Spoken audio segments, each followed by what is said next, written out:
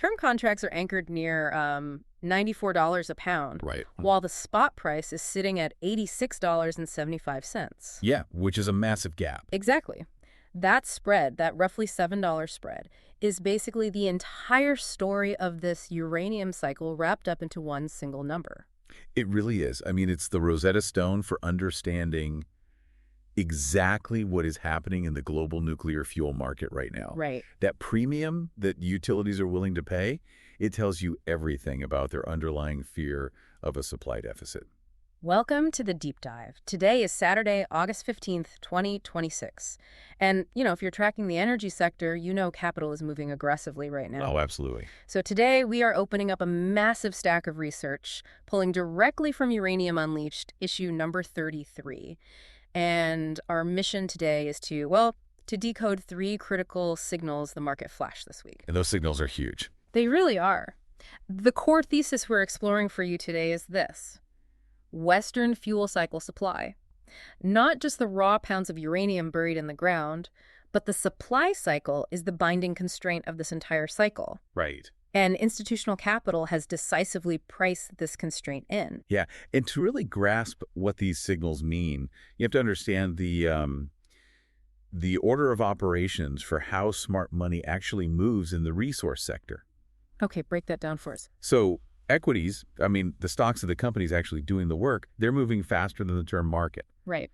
And then the term market, which is your long-term contracting, that's moving faster than the spot market where daily trades happen. Yeah, that makes sense. So that ordering, equities, then term, then spot, that is the ultimate tell. Because they're looking ahead. Exactly. It means institutional capital is positioning itself ahead of a fundamental physical shift rather than just, reacting to the noise of daily headlines. Right. I want to focus on that term spot spread for a second, just to illustrate exactly why utilities are behaving this way. Sure. Imagine you're trying to buy tickets to the concert of the decade, right? Okay. General admission tickets are floating around on the day of the show for, say, $86. Right. The spot price. Exactly. But weeks in advance, the absolute biggest buyers in the world are willingly, voluntarily, paying $94 for VIP Fast Pass tickets. Yeah. They aren't paying that premium to get a better product. The concert is the exact same. Same show. Yeah. They're paying that $94 VIP premium for the absolute guarantee that they actually get inside the building when the door is open. Right, the security. Utilities are doing the exact same thing. They need the guarantee of supply. Because you simply cannot run a billion-dollar nuclear reactor on the hope that you might find cheap pounds in the spot market 3 years from now. Yeah, that's a wild risk. It's impossible. They're paying that $94 premium because, in nuclear energy, security of supply is paramount. A reactor shutdown because of a lack of fuel, that costs the utility millions of dollars a day. Wow. And that structural necessity, the reason utilities are scrambling to secure that VIP guarantee, that brings us to the first major signal of the week. The downstream demand. Right. Okay. Because that $94 term price isn't just happening in a vacuum. It's being driven by massive, undeniable downstream demand.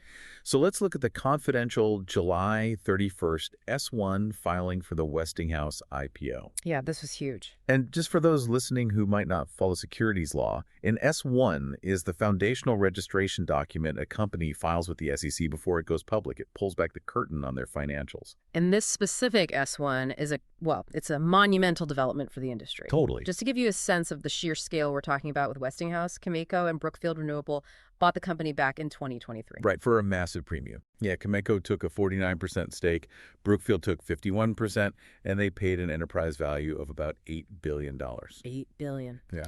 Okay, let's unpack this. X-Energy and Standard Nuclear already went public earlier this year. Right, they did. And the market absorbed them. So, is Wall Street just trying to cash in on a temporary nuclear hype cycle here? You mean like a cash grab? Yeah, exactly. Are Cameco and Brookfield looking at a hot market and just trying to offload shares to retail investors who bought into a trendy narrative? If we connect this to the bigger picture, this is the exact opposite of a speculative retail cash out. Really? Yeah, this is not a policy trade or a temporary hype cycle. This is the capital markets confirming a durable, multi-decade industrial cycle. Oh, wow. You've got two of the most strategic institutional owners in the entire nuclear complex choosing to test the public market with the world's leading reactor manufacturer. Right. Westinghouse is everywhere. Exactly. Roughly half of all operating nuclear reactors worldwide run on Westinghouse technology today. Half. Yeah.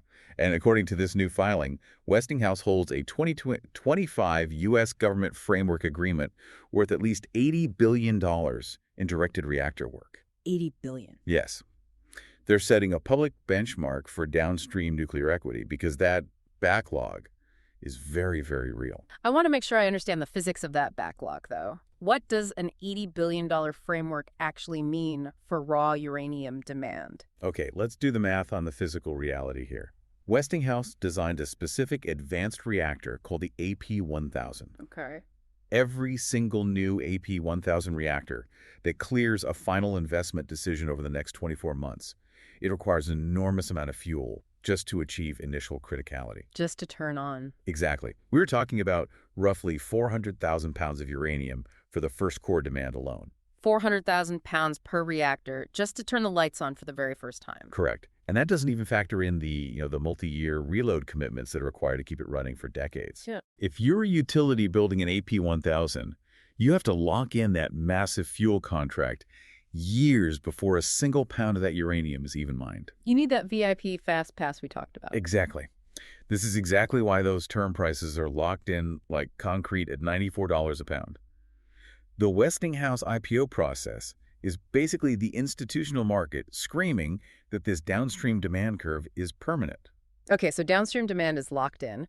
We have utility executives staring at a calendar knowing they need hundreds of thousands of pounds per reactor. Right. Now, logically, if demand is that high, you look upstream to the miners pulling the raw material out of the ground. Which brings us to the second massive signal of the week. Yeah, the upstream side. Because the map at the very origin of the supply chain is suddenly acting very strangely. The Kazatomprom anomaly. Exactly. Let's look at the data Kazatomprom dropped on Monday, August 10th. They released their second quarter 2026 operational update, and the numbers were staggering. Yeah. First half sales jumped 19% year over year. They hit 19.72 million pounds. Right.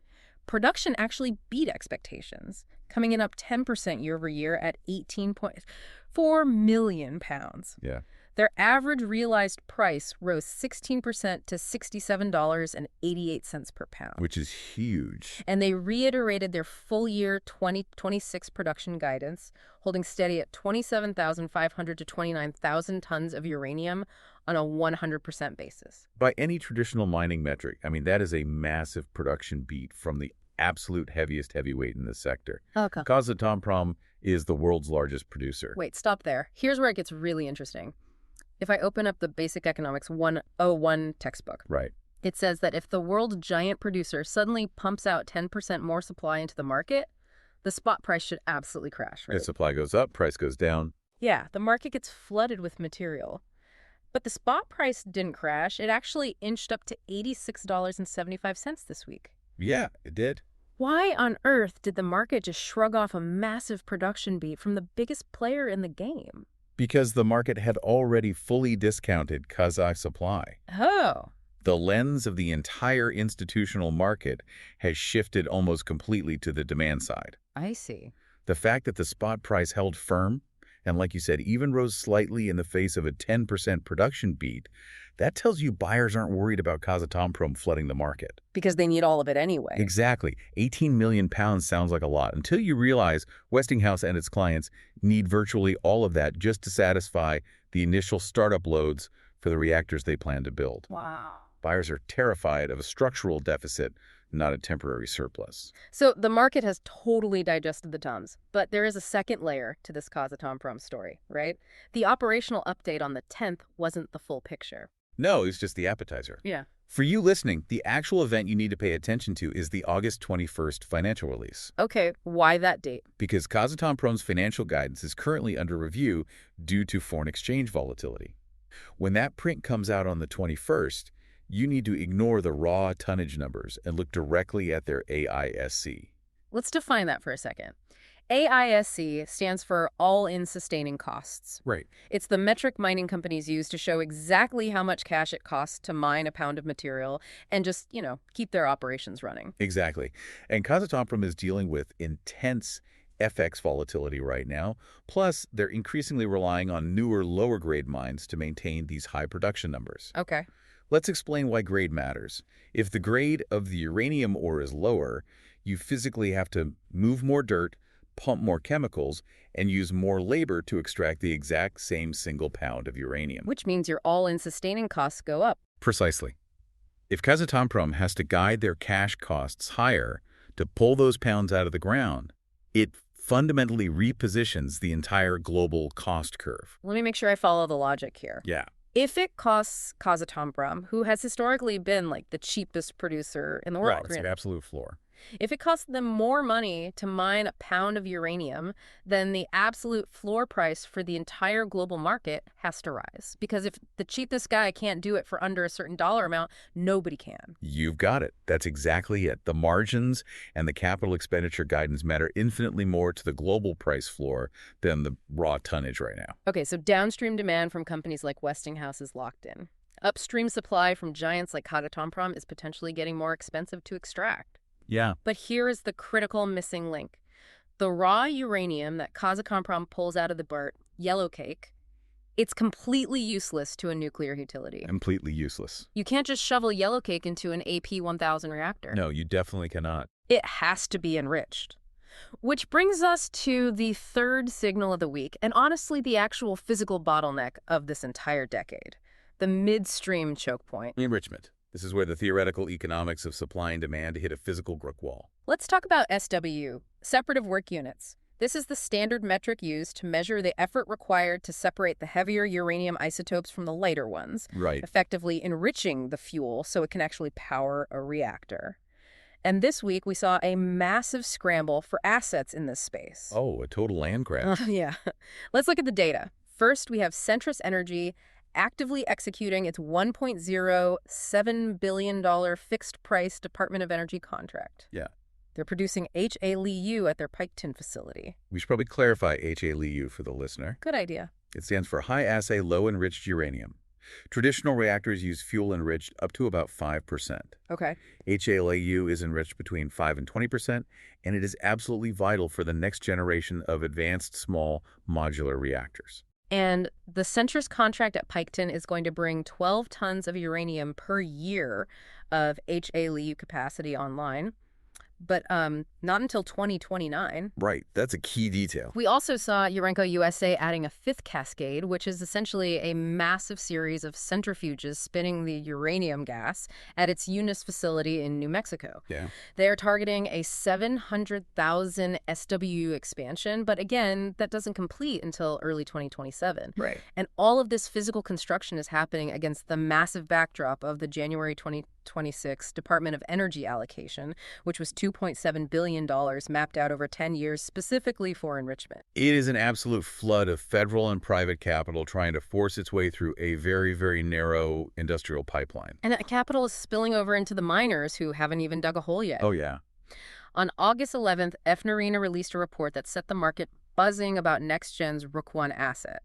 The sell-side speculation is that Rook 1 is ripe for a takeover. And the suitors they're naming aren't small junior mining companies. They are absolute titans. Cameco, BHP, Rio Tinto. Huge players. They are circling NextGen because it represents the highest grade undeveloped Western asset with roughly a 4-year build time. What's fascinating here is the sheer scale of the timeline mismatch. I like to think of the enrichment process, these SWUs, like oil refineries. Okay, that's a good analogy. It does not matter how much raw crude oil you pump out of the ground in Kazakhstan. And it doesn't matter how many AP1000 sports cars Westinghouse builds. Right. If the oil refineries are backed up and physically cannot process the crude into gasoline, the cars cannot drive. The whole system halts. So what does this all mean? Well, it means we're watching a slow-motion collision between immediate demand and delayed infrastructure. Yeah. When you look at those Centrus and Urenco developments, you see that HALEU and traditional LEU capacity in NATO jurisdictions is finally genuinely getting funded at scale. Which is great. It is. But pouring concrete, building centrifuges, and passing regulatory hurdles, that takes years.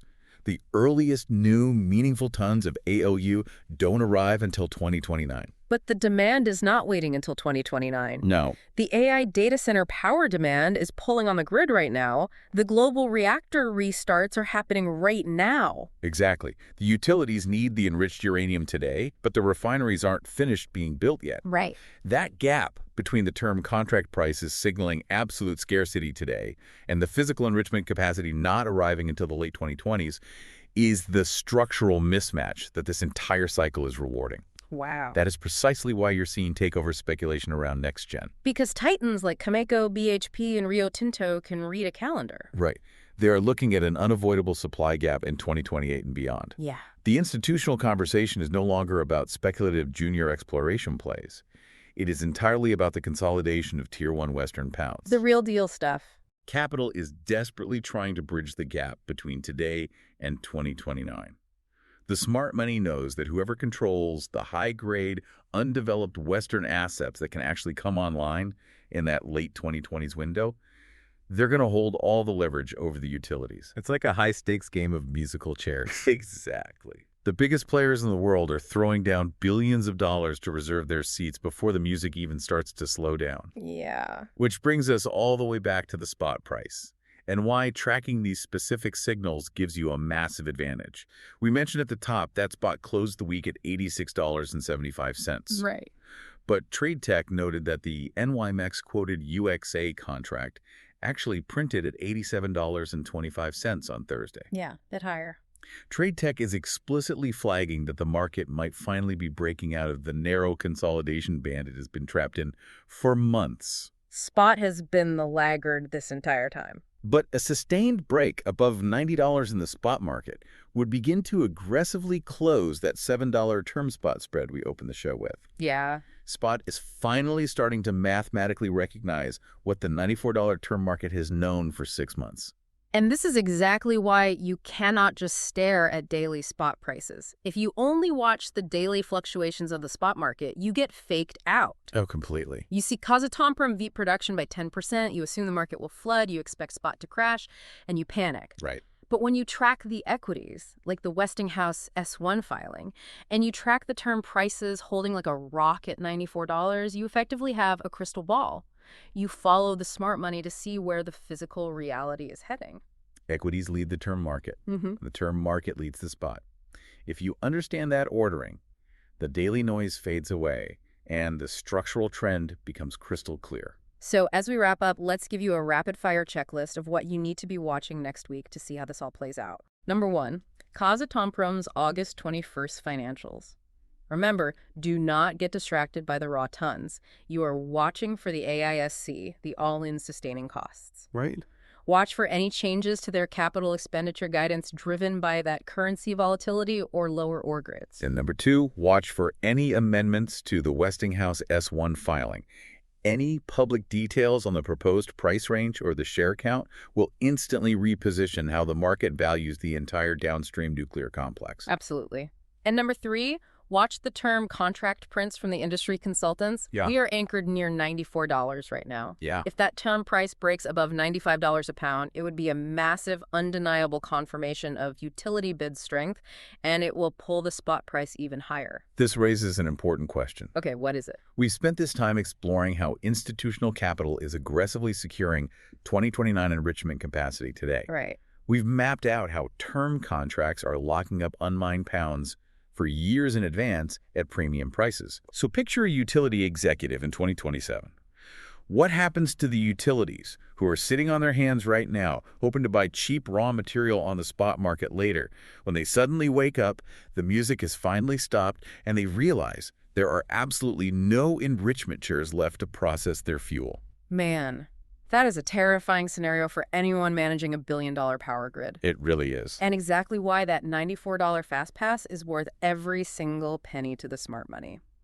Thank you so much for diving deep with us today. Keep your eyes on those August 21st financials. Watch that term spot spread closely, and we will be right here to unpack whatever the market throws at us next.